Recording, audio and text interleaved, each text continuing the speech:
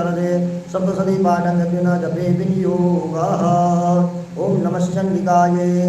मार्कण्डेय उवाच ओम जयन्ती मंगलाकाले भद्रकाले कपालिने दुर्गा क्षमा शिवा धात्री स्वाहा मुदा नमोस्तुते।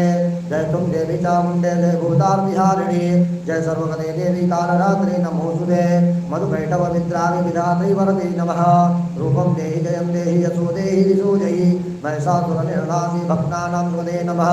रूपं देहि जयं देहि यशो देहि दिशो जयि रक्तबीजवधे देवी जन्मविनाशिनी रूपं देहि जयं देहि यशो देहि दिशो जयि शुम्भस्यैवं शुम्भस्य धूम्राक्षसमर्दिनी रूपं देहि जयं देहि यशो देहि दिशो जयि वन्दितां मृगे देवी सर्वसौभाग्यदायिनी रूपं देहि जयं देहि यशो देहि दिशो जयि अचिन्त्यरूपचरिते सर्वशत्रुविनाशिनी रूपं देहि जयं देहि यशो देहि दिशो जयि नतेभ्यः सर्वदा भक्त्या चण्डिके दुरितापहे।